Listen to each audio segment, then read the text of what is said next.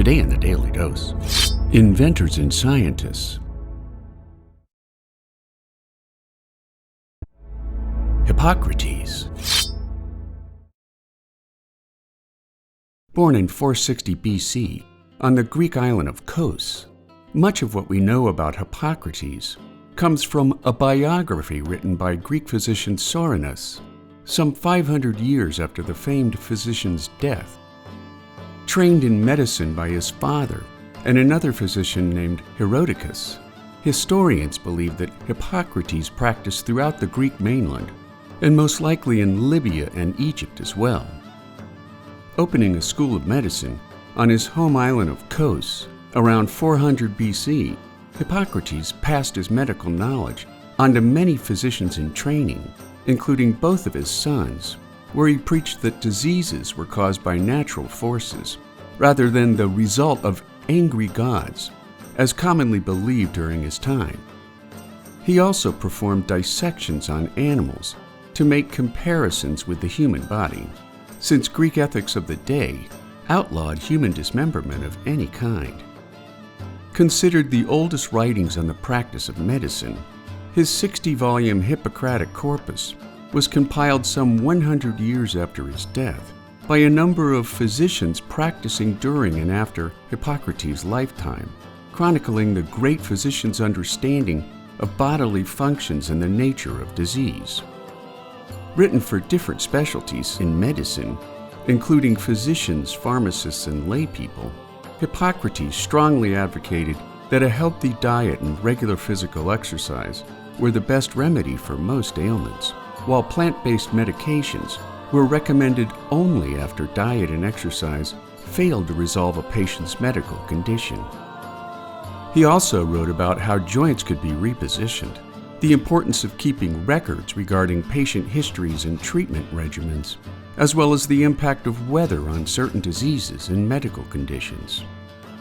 Best known for his Hippocratic Oath, taken by most physicians upon their graduation into private practice, encouraging physicians to first do no harm, to practice to the best of their ability, to share their knowledge with other physicians, to prevent disease whenever possible, to respect a patient's privacy, while showing sympathy, compassion, and understanding to those patients in their care.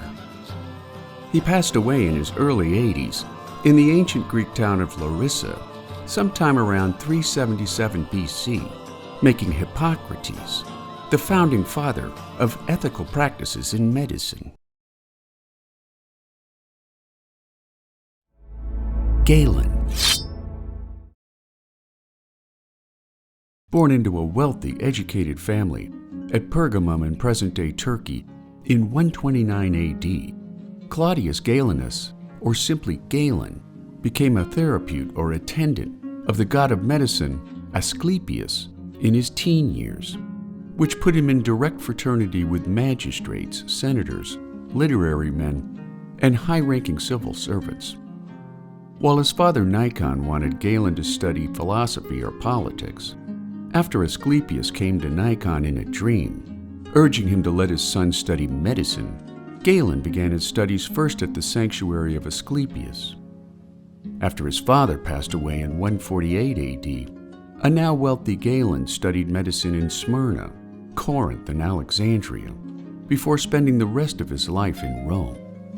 At the age of 32, his lectures and anatomical demonstrations soon placed him at the heart of intellectual life in the Roman capital, where he became chief physician for co-emperors Marcus Aurelius and Lucius Verus. Considered one of the greatest intellectuals of the Second Sophistic period, Galen's work falls into three main categories, defined as medical, philosophical, and philological.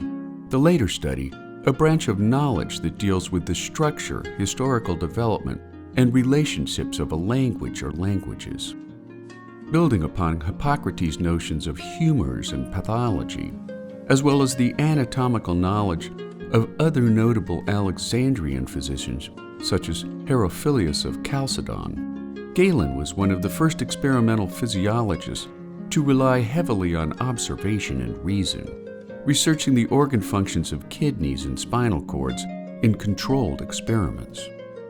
Galen's teaching would dominate Western medicine until the Renaissance, and while a fire in the Temple of Peace destroyed many of his manuscripts in 191 AD, what remains of his work has established Galen as one of the most prolific and influential physicians and medical writers of the ancient Greco-Roman empires, including some 20 volumes in Greek, while other volumes have survived in Arabic and medieval Latin translations.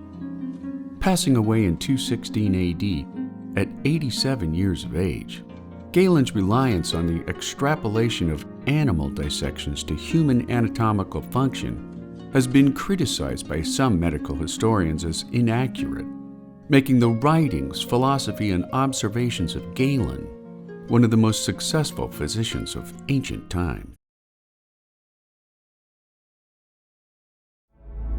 Nicolaus Copernicus. After studying astronomy and astrology at the University of Padua, in 1503, polyglot and polymath Nicolaus Copernicus received his doctoral degree in canon or ecclesiastical law from the University of Ferrara, returning to his Polish homeland to become a church administrator and a doctor. His passion for astronomy soon brought him notoriety within the Catholic Church, where in 1514 he was consulted by church officials in their effort to reform the Julian calendar.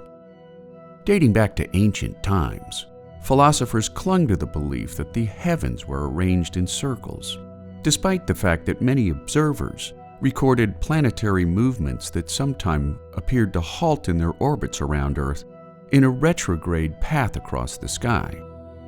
In response to some of these dogging inconsistencies, in the 2nd century AD, Alexandrian geographer and astronomer Ptolemy proposed a more refined Earth-centric universe, arguing that the known planets moved about the Earth in small circles or epicycles of varying speeds. More than 1,000 years later, in 1514, Copernicus wrote a short astronomical treatise, which translates to the Little Commentary, setting forth the foundations of his heliocentric or sun-centered universe, where he correctly noted the order of the known planets. A second body of works known as the Six Books, most notably on the revolutions of the celestial spheres, was published in 1543, the year of his death, which saved Copernicus from later charges of heresy by the Catholic Church during the Inquisition's 1616 banning of his works. In his largely academic and unreadable Revolutions, Copernicus correctly postulated that the Earth and other known planets in the universe revolved around the Sun at varying rates of speed, while the Earth in turn spun on its axis, rotating around the Sun in one-year intervals. While his failure to conceptualize the reality of elliptical orbits and the impact of gravity on celestial bodies, his work was later embraced by 17th century thinkers such as Galileo and Johannes Kepler, which resulted in Galileo's trial and conviction of heresy before living out the remainder of his life in comfortable house arrest. After Isaac Newton's insights into celestial mechanics late in the 17th century, acceptance of a sun-centered Copernican theory began to spread throughout non-Catholic countries until its near universal acceptance by the late 18th century, making Nicolaus Copernicus an early disruptor in man's ongoing search for celestial truths.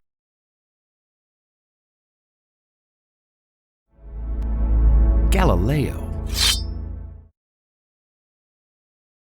Born in 1564 Pisa, Italy, at age 16, Galileo Galilei entered the University of Pisa to study medicine, but after he found himself drawn to mathematics and physics, he dropped out of college before making his first discovery, describing the rules that govern the motion of pendulums. Before long, his growing body of work landed him the chair in mathematics at the University of Pisa and later Padua.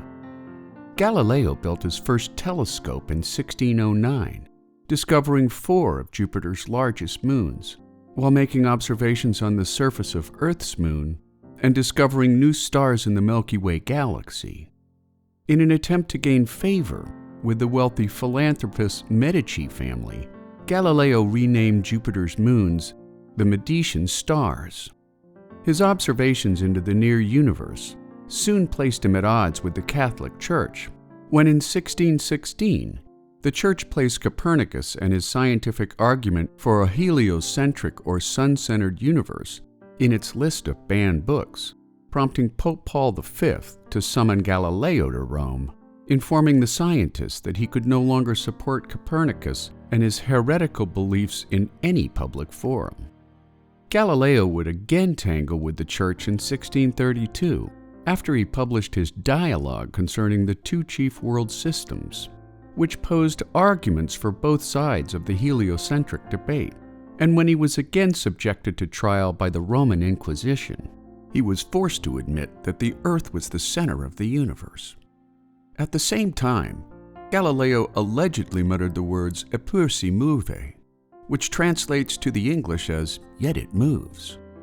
Galileo was convicted of vehement suspicion of heresy, a charge that came with the threat of torture unless he recanted his beliefs. His refusal to do so placed him under comfortable house arrest for the remainder of his life, before passing away on January 8, 1642, after suffering from heart palpitations and a fever. Galileo's observations that all bodies accelerate at the same time regardless of mass or size paved the way for Isaac Newton's codification of classical mechanics, while Galileo's broad range of inventions, from compasses and scales to improved microscopes and telescopes, ignited fires under the disciplines of both astronomy and biology. Known for innovative and thoughtful experimentation techniques, Galileo's lifetime body of work helped move the scientific method into its modern form. In 1744, Galileo's dialogue was removed from the Catholic Church's list of banned books, while later in the 20th century, both Pope Pius XII and Pope John Paul II issued official statements of regret for how the Church had treated Galileo, making Galileo Galilei a man of scientific discovery well before his time. Isaac Newton. Born in 1643, Lincolnshire, England, Isaac Newton's father passed away 3 months before Newton's birth, foregoing a farmer's life to attend Cambridge University as a young man, where he devoted himself to the study of physics, the motion of planets, and mathematics. When the Great Plague shuttered Cambridge in 1665, Newton returned home to the family farm, formulating his theories on calculus, light, and color, while a falling apple supposedly inspired his work on gravity. Returning to Cambridge in 1667, a year later, Newton built a telescope before earning a Master of Arts degree and a professorship in mathematics. In 1671, after demonstrating his telescope to the Royal Society of London, he was elected into that same learned body the following year. Due to his experiments into light refraction, Newton drew sharp criticism from Society member and scientist Robert Hooke when Newton pronounced that light was composed of particles rather than waves. Known for his ardent, if not temperamental, defense of his work, Newton suffered a nervous breakdown after several heated letters with Hooke, withdrawing from the public eye in 1678 to further his study of gravity. At the behest of English astronomer Edmund Halley, Newton published his masterwork Principia Mathematica in 1687, which laid down his 3 laws of motion by stating that every object in a state of uniform motion will remain in that state of motion unless an external force acts upon it. Force equals mass times acceleration, and for every action, there is an equal and opposite reaction. Principia made Newton a rock star of sorts in intellectual circles, while his work became a founding element of the European Enlightenment and the scientific revolution. Following the Glorious Revolution of 1688, Newton was elected Cambridge University's representative in Parliament, moving to London for the remainder of his life after being named Warden of the Royal Mint in 1696. His second major work, Optics, detailed Newton's thorough experiments into light refraction and the color spectrum, as well as his thoughts on energy and electricity, before earning a knighthood from Queen Anne of England in 1705. He also is viewed by many as the father of calculus, although scholars later concluded that German mathematician Gottfried Leibniz may have discovered calculus at the same time yet independent of Newton.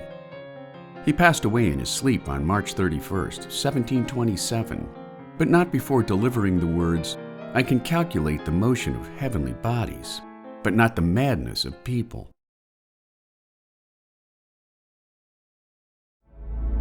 Eli Whitney invents the cotton gin.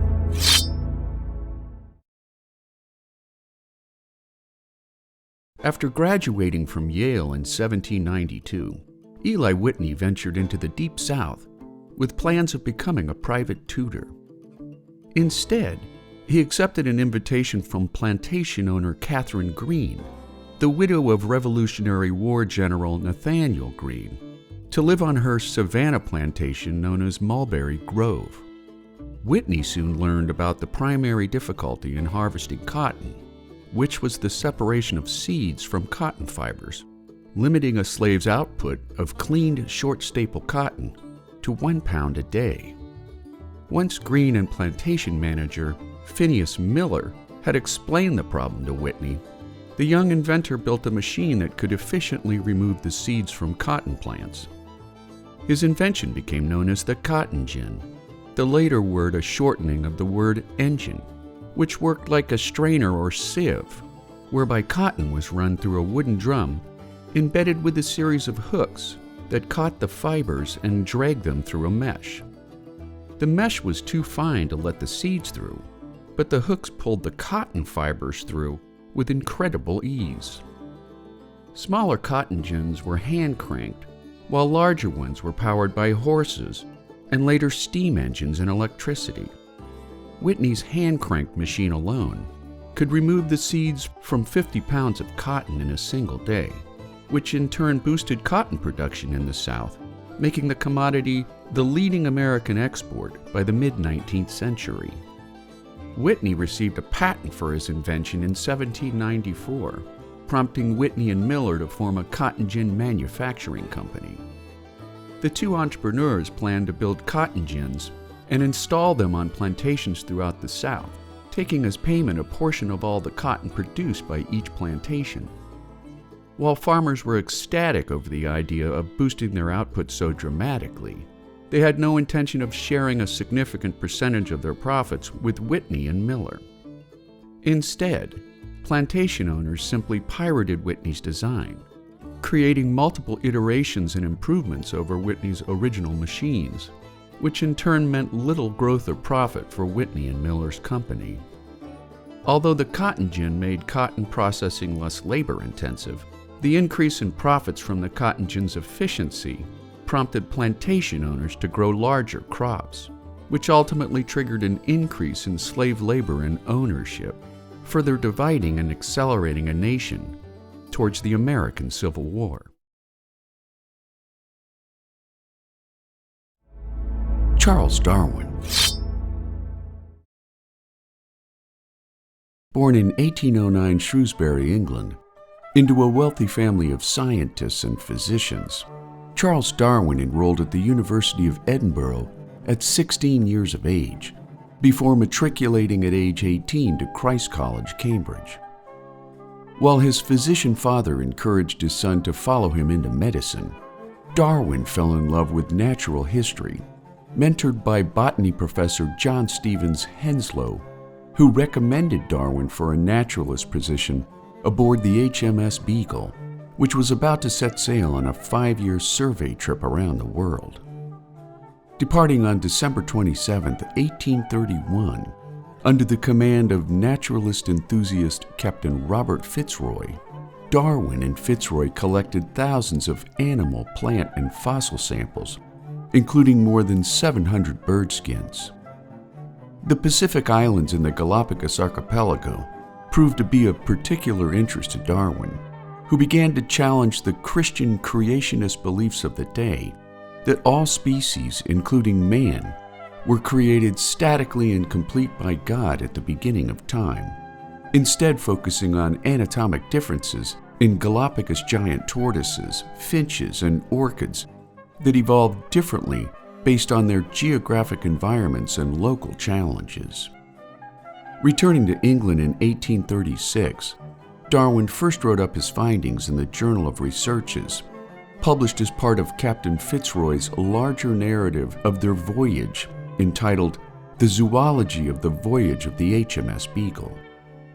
In 1858, in a letter read at a meeting of the Linnaean Society, Darwin publicly introduced his theory of evolution, while on November 24, 1859, he published his best-known work, now known collectively as Darwinism, on the origin of species by means of natural selection.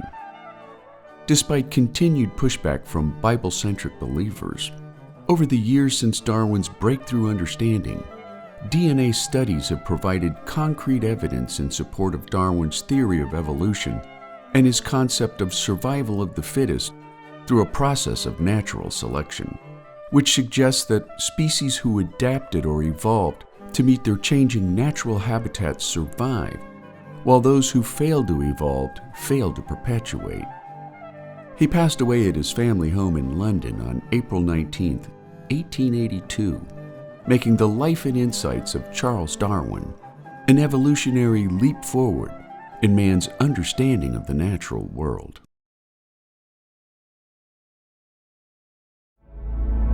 Florence Nightingale and the dawn of modern healthcare.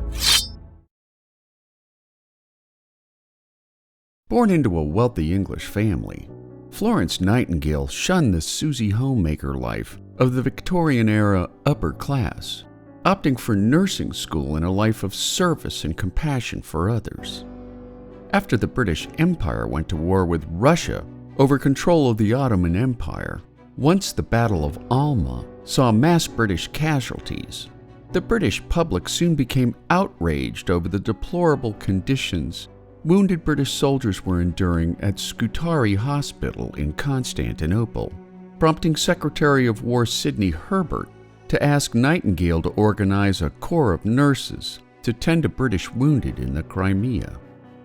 Nightingale quickly cobbled together 34 nurses from various religious orders who sailed for the Crimea in a scant matter of days.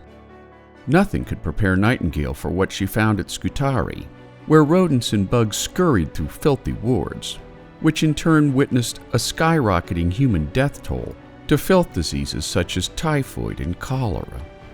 In response, Nightingale conscripted the least injured patients to scrub wards from floor to ceiling, while at night she made countless rounds through the wards with an oil lamp, which soon gave Nightingale the endearing moniker of the Lady with the Lamp, or simply the Angel of Crimea. Before long, Nightingale's efforts at sanitation and good nursing practices quickly reduced the hospital's death rate by 2/3. After improving the sanitary conditions at Scutari, Nightingale set about improving a patient's overall experience while hospitalized, including an invalid's kitchen for more appetizing food, a laundry service to provide clean linens on a regular basis, as well as adult education programs and a library for the intellectual stimulation of bedridden patients. She also wrote an 830-page book on her experiences and improvements at Scutari, which sparked a total revamp of the British War Office's administration department. After the end of the Crimean War, Nightingale returned home to a hero's welcome, including a gift from Queen Victoria known as the Nightingale Jewel, as well as a £250,000 prize from the British government, which she later used to found St. Thomas's Hospital and the Nightingale Training School for Nurses.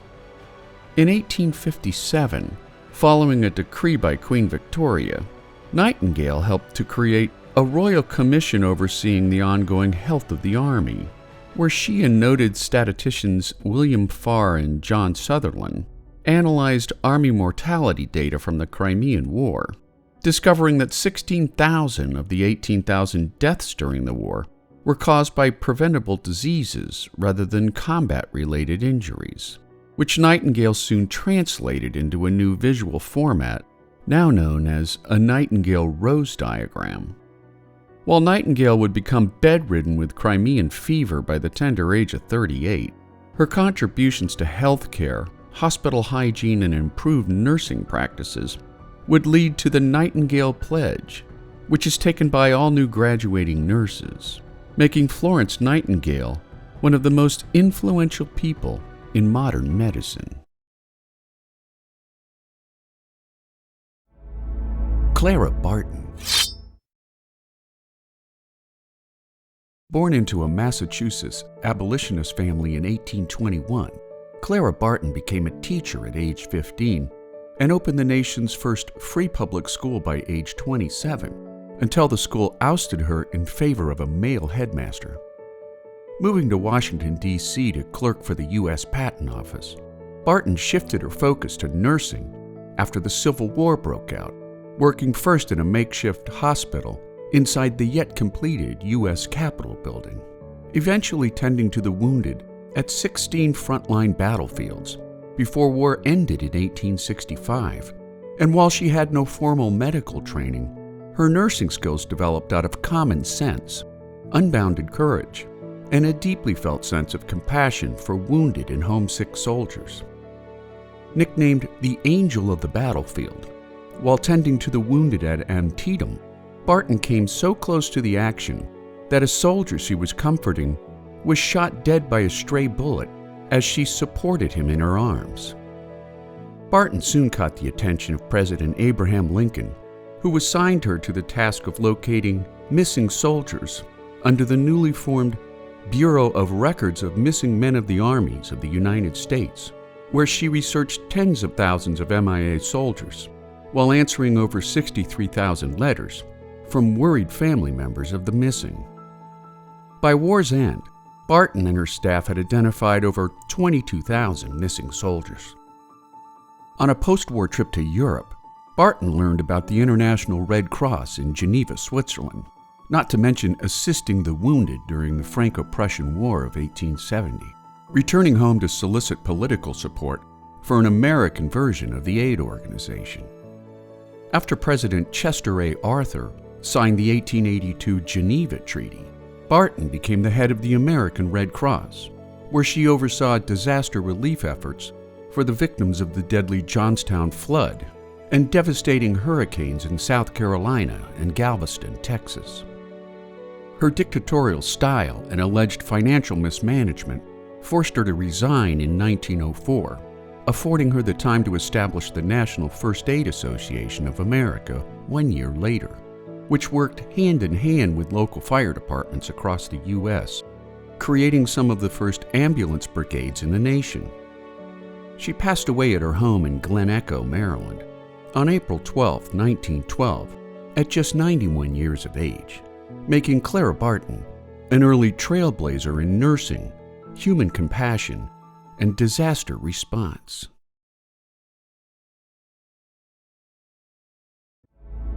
Louis Pasteur.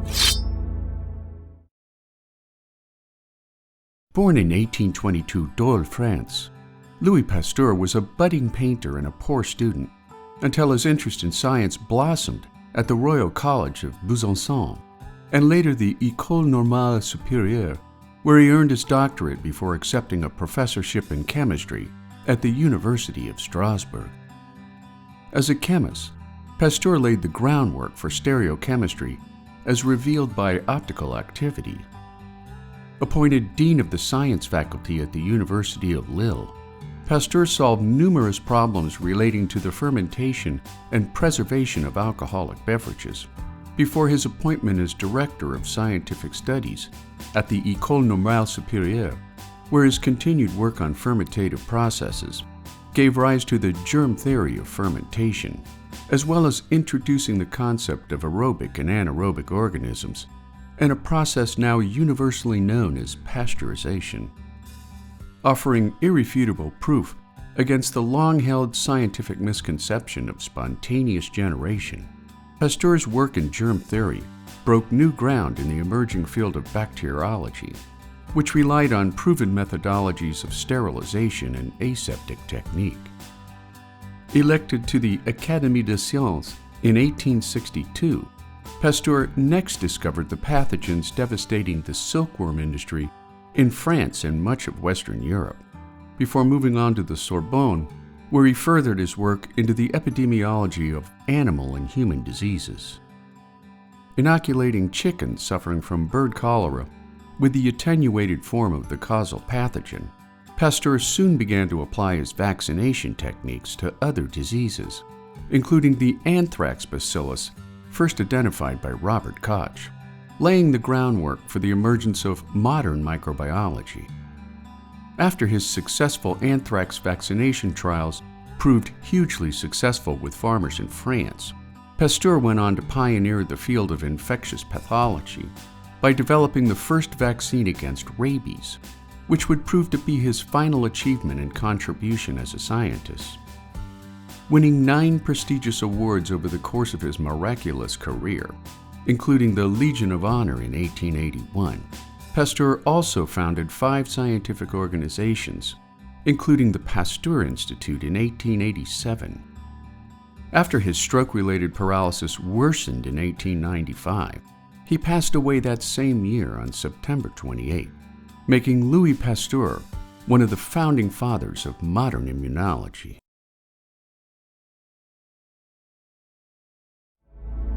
Robert Koch. Born in 1843, Clausthal, Germany, Robert Koch learned to read by the age of 5, before earning his medical degree from the University of Göttingen in 1866.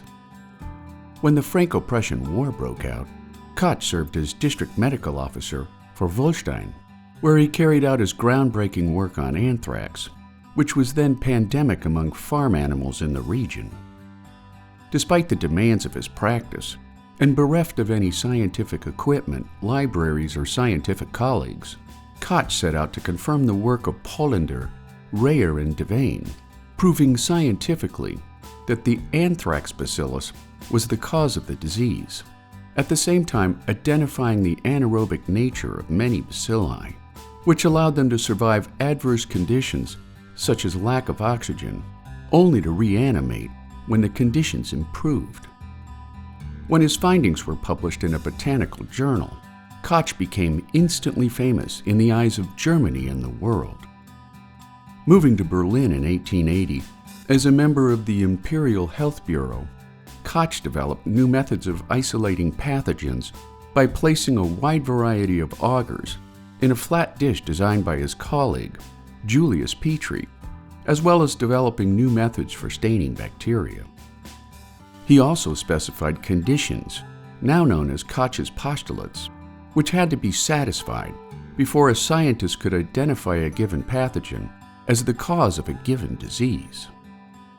Once he had perfected his methods for isolating pathogens, in 1882, Koch's fame rose even higher when he published his findings that Mycobacterium tuberculosis was the cause of the disease, while a year later on a trip to Egypt, Koch isolated cholera vibrio as the cause of yet another dreaded killer of man. Soon after his cholera breakthrough, Koch formulated rules for the control of epidemic cholera, which would earn him a prize of 100,000 German marks, which at the time was an enormous amount of money. Landing ever more prestigious positions in German healthcare, Koch announced his discovery of tuberculin, which he touted as a cure for tuberculosis, although some years later, his cure would prove to be a reputation-busting fraud. Traveling the world studying rinderpest, malaria, typhus, cattle fever, and more, despite the damage to his reputation caused by tuberculin, Koch received a myriad of honorary doctorates and awards, including the Nobel Prize for Physiology and Medicine in 1905. He passed away from a heart attack in Baden-Baden on April 9, 1910, making the contributions of Robert Koch some of the most important achievements in the early years of modern microbiology. Joseph Lister, the father of modern surgery. Born in 1827, Essex, England, Joseph Lister became house surgeon at University College Hospital before his fellowship in the Royal College of Surgeons, all at a time when surgery of any kind was about to be banned due to egregious mortality rates caused by infection and gangrene. Focusing his research on inflammation, Lister wrote 15 papers on how inflammation caused an overall loss of vitality in muscles and eyes, rendering tissues and blood vessels helpless, in his words, as if they were dead. Appointed Regius Professor of Surgery at the University of Glasgow at 33 years of age, and while Girolamo Fracastoro had theorized that microscopic germs may well be the vector of disease as far back as 1546, surgical practice during Lister's time failed to make the connection. Tackling the issue head-on, Lister's genius was to employ Louis Pasteur's work on the etiology of fermentation as a causal link to dramatically high surgical infection rates, all at a time when bed linens and lab coats were rarely laundered between patients, while surgical instruments were wiped clean rather than sterilized beyond a lackadaisical cleansing with a less than sterile cloth. Believing that surgical infections arose from gaseous miasmas emitting from the wound itself, a lasting belief among medical practitioners as far back as Galen's practice in 162 to 203 AD. After reading about how creosote was used to disinfect sewage, Lister applied and later misted carbolic acid compounds on surgical wounds and surgical theaters, achieving a remarkable drop in infection rates in patients undergoing simple or compound bone fracture repairs. Publishing 2 papers in Lancet in 1867, noting a 0 incidence of septicemia, gangrene, or skin infections over a 9-month study period, skepticism and outright opposition to his findings remained legendary in the annals of medical history, until Germany led the way in adopting Lister's antiseptic techniques, followed by the United States, France, and lastly Great Britain.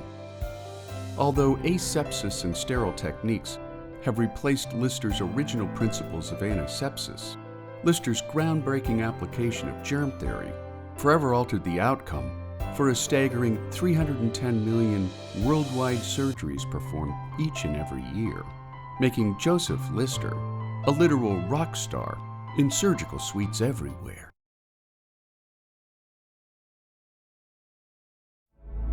Alexander Graham Bell. Born in 1847, Edinburgh, Scotland, to a father who was a professor of speech elocution at the University of Edinburgh, and a deaf mother who was an accomplished pianist despite her handicap, Alexander Graham Bell proved a disappointing student, but an astute problem solver from an early age, inventing a wheat grain dehusking device at age 12, before studying the mechanics of speech by age 16. Moving to Canada in 1870 and the US a year later, Bell began teaching deaf children his father's visible speech technique, which was a set of symbols representing different sounds of speech. By 1872, Bell opened the Boston-based School of Vocal Physiology and Mechanics of Speech, at the same time becoming a professor at Boston University, despite his lack of a university degree. While working on a harmonic telegraph, a device that allowed multiple messages to be transmitted over a single wire, Bell became obsessed with finding a way to transmit the human voice over the same wire, partnering with Thomas Watson in 1875 to develop the first working telephone. Well aware that other inventors like Antonio Meucci and Elijah Gray were working on the same technology, Bell raced his application to the patent office to beat out his competitors, receiving a patent for the telephone on March 7, 1876, before making the first ever telephone call a few days later, uttering his now famous words, "Mr. Watson, come here. I want you." forming the Bell Telephone Company in 1877, later known as AT&T. In 1915, Bell made the first transcontinental phone call to Watson from New York City to San Francisco.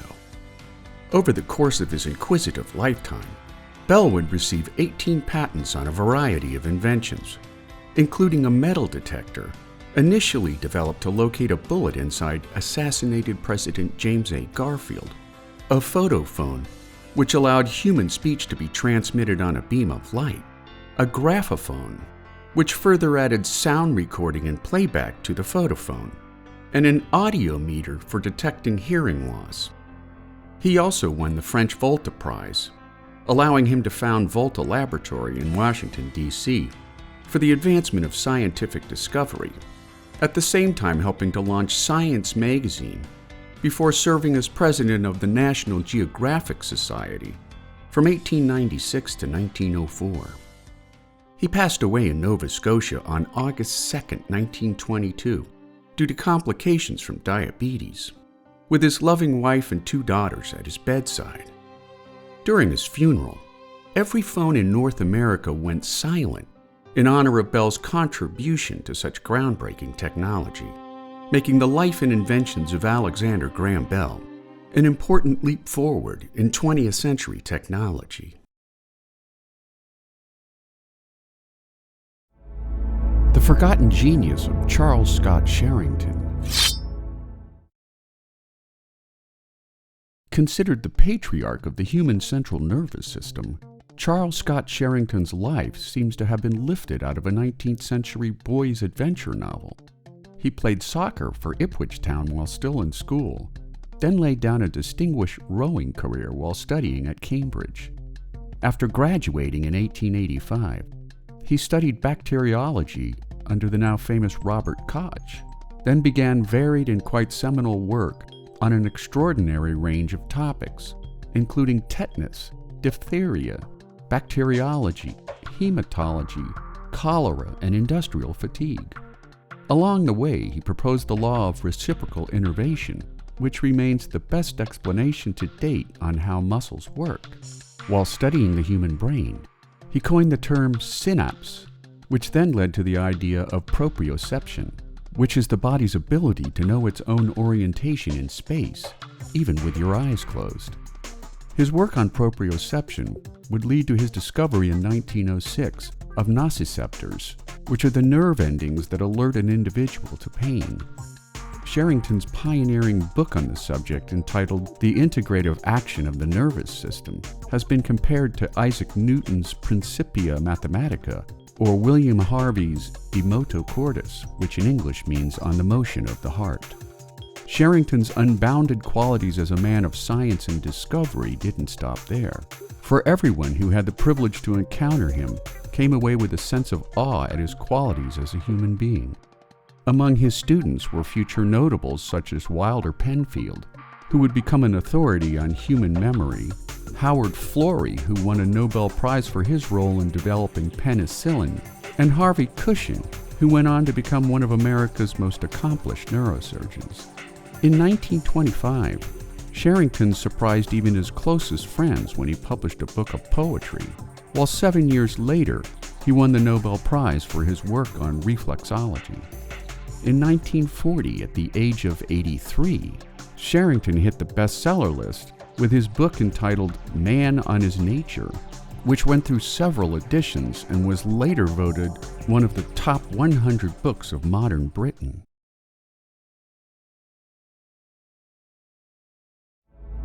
Max Planck.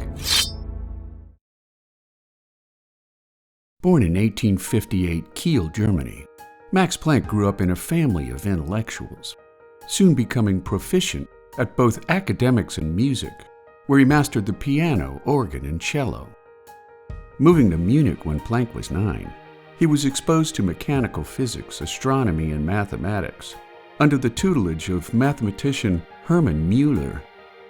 Graduating high school at 17, Planck entered the University of Munich in 1874, where he focused on theoretical physics. Matriculating to the University of Berlin in 1877 to study under physicist Gustav Kirchhoff, and future close friend Hermann von Helmholtz. Planck earned the second highest degree then available in Europe, followed by his habilitation in 1880, which was then the highest degree attainable in Europe. After lecturing at Munich for a number of years, Planck became an associate professor of theoretical physics at the University of Kiel, publishing his treatise on thermodynamics in 1887, while furthering his work on electrolytic dissociation and entropy, the later regarded at the time as, in his words, a mathematical spook. Becoming a full professor in 1892 at the University of Berlin, 2 years later, Planck focused on the problem of black-body radiation, first proposed by Kirchhoff in 1859, which questioned why the intensity of electromagnetic radiation emitted by black bodies known as cavity radiators depended on the frequency of the radiation and the temperature of the body. Employing what is now known as Planck's postulate and Planck's constant, Planck showed how the behavior of gases could also be used to identify a relationship between temperature and color within a filament light bulb, which challenged existing principles of physics that objects existed in a specific place at a specific time. By 1900, Planck's new quanta theory of how objects existed in a haze of probability fluctuating between particles and waves would award him the Nobel Prize in Physics in 1918. Age 74 when Hitler came to power in 1933, under Planck's leadership of the Kaiser Wilhelm Society, which was a fraternal organization of Germany's brightest academics, issued a public proclamation against the Nazis' treatment of Jews and Jewish professors in particular, arguing that the forced deportation of Jews would crush Germany's dominance in the sciences. After his son's 1944 execution for his participation in the July 20 plot to assassinate Hitler, gutted of any will to live, Planck passed away in Göttingen on October 4, 1947, making the life and achievements of Max Planck the penultimate founding father of modern quantum physics.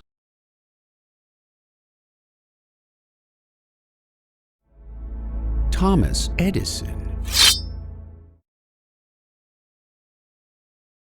Born in 1847 Milan, Ohio, Thomas Edison left school at age 12 to work on the Grand Trunk Railroad between Detroit and Port Huron, Michigan, where his impoverished family lived at the time.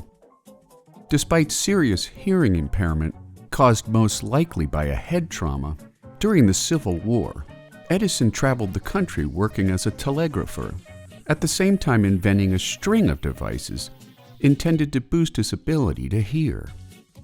By 1869, he quit telegraphy to become a full-time inventor in Newark, New Jersey, where he developed telegraph equipment for the Western Union Telegraph Company and other competitors. After his mother passed away in 1871, Edison married 16-year-old Mary Stilwell, and after he experienced financial difficulties in 1875, with the help of his father, he built his now famous laboratory and machine shop at Menlo Park, New Jersey. In 1877, Edison invented the carbon transmitter, which boosted both volume and clarity in early telephone technology, followed by his invention of the phonograph, leading the press to nickname the young inventor the Wizard of Menlo Park. A year later, Edison took up the search for an inexpensive and long-lasting incandescent light bulb to replace the frequent fire dangers caused by gaslight technology, something that scientists and fellow inventors had been struggling to achieve for more than 50 years. His breakthrough came in October of 1879 with his platinum filament bulb, followed by a carbonized bamboo filament in 1880, forever changing the world as we know it. In 1881, he moved his wife and 3 children to New York City, where he set up his Edison Electric Company with funding from J.P. Morgan and the Vanderbilt family. After Edison's wife Mary passed away in August of 1884, in February of 1886, he married Myrna Miller, before constructing a large estate and research laboratory in West Orange, New Jersey, where the couple would raise an additional 3 children. In his sprawling facility, Edison began developing commercial phonographs, while co-inventing a motion picture camera with William Kennedy Dixon, followed by an early motion picture viewing device called a kinetoscope. By 1918, after years of legal wrangling in the fledgling motion picture industry, Edison abandoned the technology when he focused on alkaline batteries for self-starting engines, which would later be introduced in Henry Ford's wildly popular Model T. Still working into his early 80s, Edison's rise from poverty to one of the most recognized men in the world galvanized his legend as the father of the electric light bulb. By his death in 1931 at age 84, he had acquired a record 1,093 patents, making Thomas Edison one of the most impactful inventors in human history. The Wright Brothers. Born in 1867, Millville, Indiana, and 1871, Dayton, Ohio, Wilbur and Orville Wright became inseparable playmates from an early age. And when their father brought home a rubber band-powered helicopter for his curious young sons, the brothers developed a lifelong passion for aviation and human flight. As young men, the duo opened a printing shop that prospered on advertisements for local businesses. And while their 2 newspapers eventually failed in Dayton's oversaturated market, in 1891, the brothers opened a bicycle shop, all the rage at the time, which soon became their primary source of income. Enthralled by the work of German aviator Otto Lilienthal's more than 2,000 successful flights and 16 glider designs, the Wright brothers built a wind tunnel to test the flight characteristics of airplane models, later expanding many of their designs into full-scale gliders, or kites as they called them, creating a concept called wing warping from their observations of birds in flight.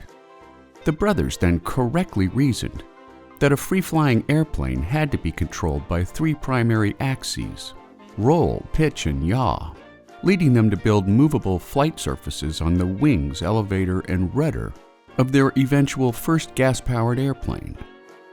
Known for consistently strong winds, the brothers transported their creation to Kitty Hawk, North Carolina, and on December 17, 1903, Wilbur Wright became the first human to fly a powered airplane without catastrophe, traveling at low altitude for 852 feet with an elapsed flight time of 59 seconds. Faced with skepticism in the States, once their designs were patented in 1908, Orville returned to the skies to conduct trials for the U.S. Army, while Wilbur found a much more receptive audience in France, where he made ever more daring flights that soon raised the brothers to celebrity status in Europe and eventually back home. Almost in tandem with Wilbur's flights in Europe, Orville suffered severe injuries in a crash that took the life of Lieutenant Thomas Selfridge, the first fatality in aviation history. And after Orville's injuries had healed, the brothers formed the Wright Company, which made them exceedingly wealthy by selling airplanes to European nations and the United States, which would later pave the way for the birth of combat aviation in the First World War. 4 years later, Wilbur contracted typhoid fever on a trip to Boston, passing away at his family home in Dayton on May 30th of that same year. Orville would live on as a wealthy bachelor for 36 more years, passing away from a heart attack on January 30th, 1948, just 3.5 months after Chuck Yeager broke the sound barrier in the Bell X-1 rocket plane, a scant 45 years after the Wright brothers' landmark achievement.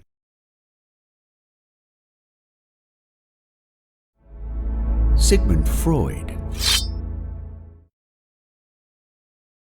Born in 1856, Freiburg, Austria, now part of the Czech Republic, after graduating from medical school in 1881, Sigmund Freud opened a private practice in Vienna, where he treated people suffering from psychological disorders. greatly influenced by his Viennese colleague Josef Breuer, the two went their separate ways after Freud proved unwilling to consider other points of view besides his own, in particular, Freud's insistence on the sexual origins of a given patient's neuroses. Authoring a number of seminal books on psychoanalysis, Freud's many theories included the id, ego, and superego, which most clinical practitioners believe to be the three essential building blocks of human personality and behavior.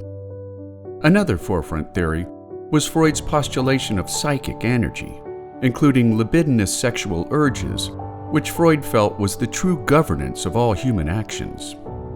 He also proposed the Oedipus complex, suggesting that sexual attraction to one's opposite sex parent was a normal part of child development, while his analysis of dreams led Freud to the conclusion that dreams allowed the human mind to cope with problems and daily struggles at a deeply subconscious level. At first, most of Freud's contemporaries downplayed his work due to his emphasis on sexuality, which many felt was both scandalous and less important to the psychology of humans.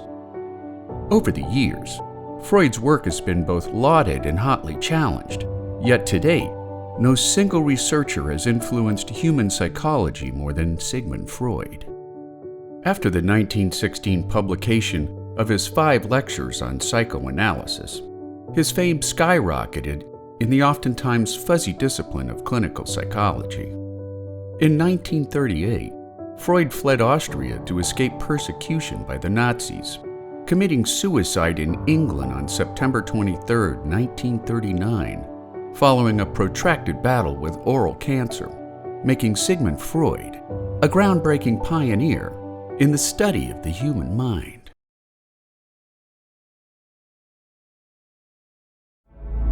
Albert Einstein.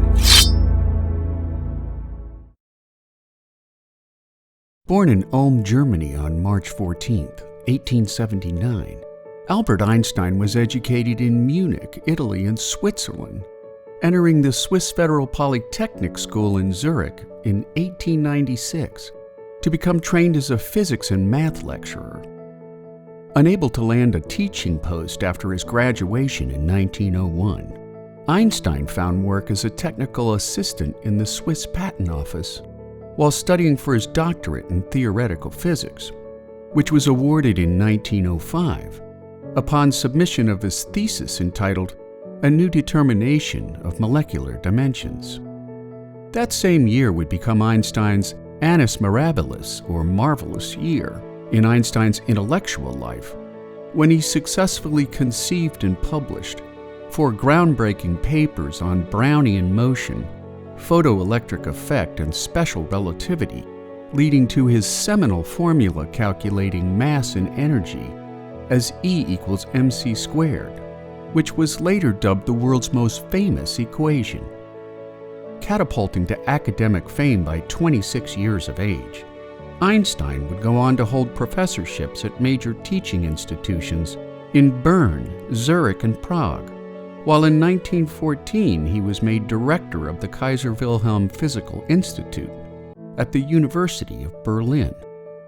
He became a German citizen that same year, only to renounce that citizenship in 1933 when Hitler and the Nazis came to power, forcing his immigration to America to become professor of theoretical physics at Princeton University. Throughout his storied career, Einstein brought a unique insight regarding the problems and current knowledge limitations of physics, leading him to regard his major achievements as mere stepping stones before his next breakthrough advance. Over his lifetime, Einstein published 9 books while receiving honorary doctorate degrees in science, medicine, and philosophy from European and American universities, as well as awards and medals too numerous to calculate, including the Nobel Prize in Physics in 1921. After World War II, Einstein was offered the presidency of the newly formed State of Israel, and while he humbly declined the offer, he instead collaborated with Dr. Chaim Weizmann to establish the Hebrew University of Jerusalem. Married twice in his early years, which saw the birth of 2 sons with his first wife, physicist Mileva Maric, Einstein retired from Princeton in 1945, spending his later years working, enjoying life, and sailing on Princeton's Lake Carnegie, despite the fact that he never learned to swim. He died at his home in Princeton on April 18, 1955, ending the life and genius of a man who forever changed our understanding of the physical universe.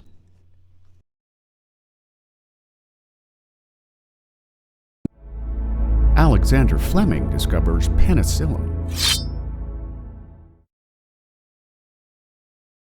Perhaps one of the most significant scientific discoveries in modern medicine, in 1928, Scottish-born physician and scientist Alexander Fleming began a series of experiments involving common staphylococcal bacteria. When an uncovered petri dish sitting near an open window became contaminated with mold spores, Fleming noted that the Staphylococcus clusters in direct proximity to the mold colonies were dying, as evidenced by the dissolving and clearing of the surrounding agar gel. Fleming went on to identify the mold as a member of the Penicillium genus, further discovering that his accidental mold contaminant was extremely effective against all gram-positive pathogens, which were known to be responsible for diseases such as yellow fever, pneumonia, gonorrhea, meningitis, and diphtheria. He further discerned that it was not the mold itself that did the killing, but some juice the mold produced that had killed the surrounding bacteria. When I woke up just after sunrise on September 28, 1928, he would later recall, I certainly didn't plan to revolutionize all medicine by discovering the world's first antibiotic or a bacteria killer. But I suppose that's exactly what I did. Although Fleming published his discovery of penicillin in the British Journal of Experimental Pathology in 1929, the scientific community greeted his work with little enthusiasm. While Fleming had difficulty isolating his mold juice, in 1940, scientists Howard Florey and Ernst Chain began mass-producing penicillin fortuitously near the start of World War II. Fleming would receive many awards for his discovery, including the Nobel Prize in Physiology and Medicine in 1945. Maurice Hillman predicts a deadly pandemic.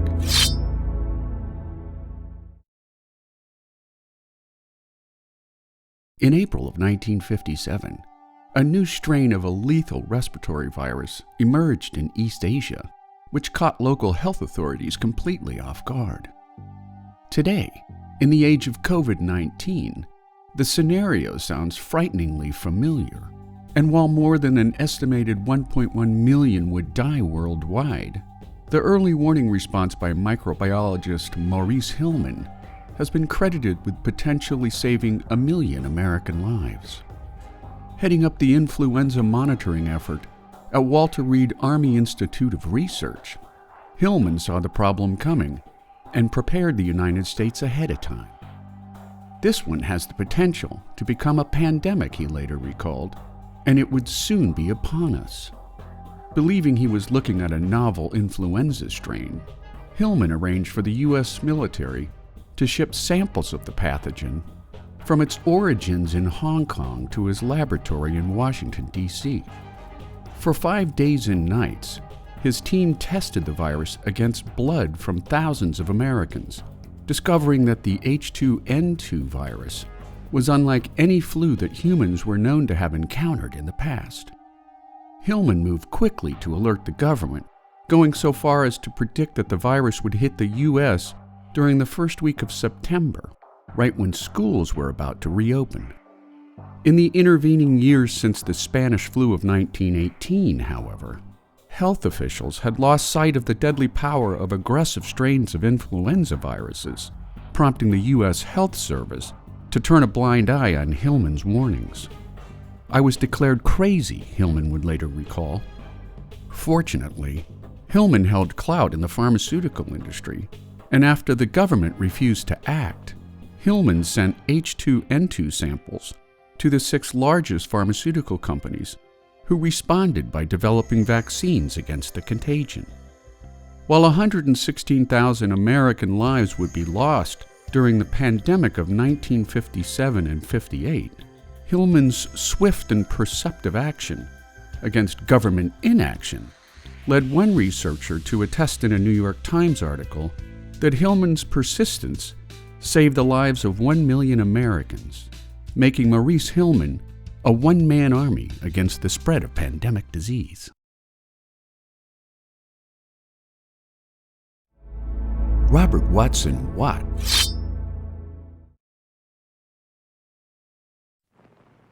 One of these men is the inventor of radar. What is your name, please? My name's Sir Robert Watson Yacht. What is your name, please? My name is Sir Robert Watson Watt. What is your name, please? My name is Sir Robert Watson Watt. Two of these people are imposters. Only one is the real Sir Robert Watson Watt, and is the only one sworn to tell the truth. Born in 1892 Brecon, Scotland, Robert Watson Watt, a distant relative of James Watt, the inventor of the steam engine, became fascinated by radio waves while studying at the University College Dundee, before joining the Royal Aircraft Factory as a meteorologist in 1915, where he focused on using lightning-generated radio signals to locate thunderstorms, which proved to be the first early warning system for aviators attempting to fly around dangerous weather. Lacking any method for recording and displaying his signals, in 1916, Watt proposed the use of a cathode ray oscilloscope, which became commercially available in 1923, allowing pilots and meteorologists to accurately pinpoint storms from several hundred miles away. After furthering his investigations at the Radio Research Station in Slough, Scotland, in 1933, Watt was named superintendent of the National Physics Laboratory, promoted yet again a year later to head the newly formed radio division at Teddington, where he learned about the Nazis' attempts to develop a death ray weapon capable of destroying entire towns and cities from the air. It was the most fabulously exciting and fascinating kind of occupation. And we lived and breathed and almost slept and certainly talked constantly about the possibilities. With rising war fears sweeping through British government, the Tizard Committee, and Commodore Hugh Dowding in particular, asked Watt to develop a radio detection and ranging system, codenamed Chain Home, giving Watt and his small team of researchers 5 years to build a radar defense system along the eastern and southern coasts of Great Britain, capable of detecting enemy aircraft 50 miles off the English coastline. After testing his concept, using shortwave radio deflection against a Handley Page Hayford bomber, Watt and Company delivered a fully functional chain home defense system by the end of 1938, in just 7 months' time, mere months before the outbreak of World War II in 1939. During the war, Watt's home chain defense system proved instrumental in the defense of England during the nation's 1940 victory in the Battle of Britain, while proving indispensable in ending the German Blitz of 1941.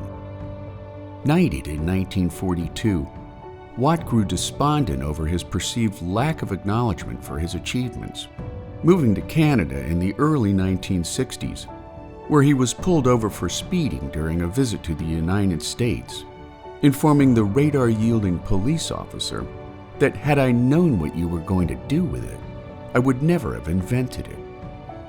Returning home to Scotland in the late 1960s, he passed away on December 5, 1973, making the life and contributions of Sir Robert Watson Watt a vital stepping stone behind the technological advancements of the mid-20th century.